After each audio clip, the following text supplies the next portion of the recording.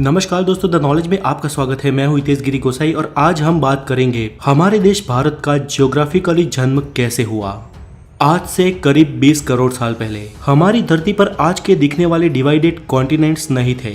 उस वक्त सिर्फ एक सुपर कॉन्टिनेंट या महाखंड हुआ करता था जिसे नाम दिया गया पैंजिया, और इसके चारों ओर सिर्फ एक महासागर था जिसका नाम था पैथालासा। और आज के सारे खंड इसी महाखंड पैंजिया में से विखंडित होके बने हैं। ये थियरी देने वाले वैज्ञानिक अल्फ्रेड वेगनर थे और उनका ये भी मानना था कि उसी वक्त उस महाखंड पे रेंगने वाले जीवों का विकास हुआ।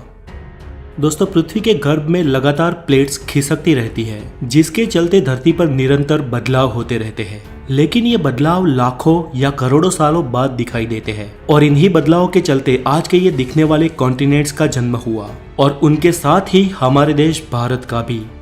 अल्फ्रेड की थियरी के अनुसार प्लेट के सरकने से सबसे पहले पैंजिया सुपर कॉन्टिनेंट के दो भाग हुए, जिसके उत्तरी हिस्से को लारेंसिया और दक्षिणी हिस्से को गोंडवाना लैंड कहा जाता है।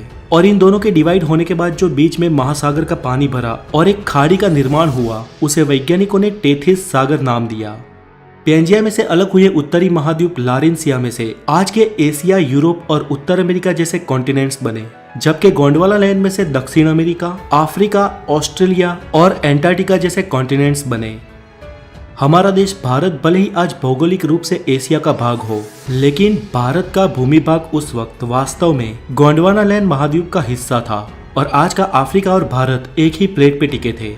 धीरे धीरे अंदरूनी प्लेट्स के सरकने से ये प्लेट्स भी अलग होती गई और भारत की जियोग्राफिकल प्लेट अफ्रीका से अलग होकर धीरे धीरे एशिया की ओर बढ़ने लगी।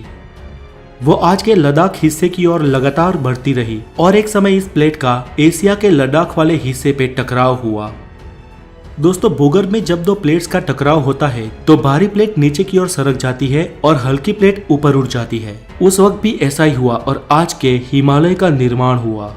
ऐसा कोई कम समय में नहीं हुआ, ऐसा होने में करोड़ों साल लग गए और आज की इस भौगोलिक भूमि का निर्माण हुआ।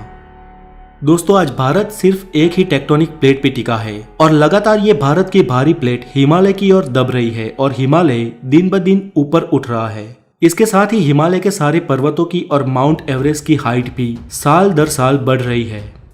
दोस्तों, इस थियरी को सिद्ध करने के लिए अल्फ्रेड ने यह भी कहा कि आज के दिखने वाले सारे कॉन्टिनेंट एक दूसरे में फिट होते हैं और आज अगर किसी तरह इन सबको एक किया जाए तो फिर से पैंजिया सुपर कॉन्टिनेंट का निर्माण हो सकता है। चले, ये तो एक संयोग भी हो सकता है, लेकिन अल्फ्रेड ने अलग अलग विस्तार में जाके उस महाखंडों की जीव सृष्टि का और प्राचीन खड़कों के अवशेषों का अवलोकन किया तो ये मालूम हुआ कि विविध अवशेष अलग अलग खंड में एक समान ही थे। इसके साथ ही अल्फ्रेड ने अपनी इस थियरी को सिद्ध करने के लिए कई सारे उदाहरण दिए।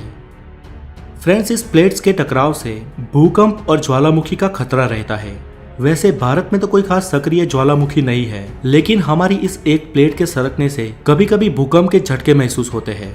हमारी अगली वीडियो में हम जानेंगे कि भूकंप और ज्वालामुखी का रीजन क्या है और लावा या मैग्मा कैसे बनता है। तो आज के लिए इतना ही। अगर आप नए हैं तो द नॉलेज को जरूर सब्सक्राइब करें और इस वीडियो को लाइक करें, हो सके उतना शेयर करें और अपना ख्याल रखें। Have a good day, take care.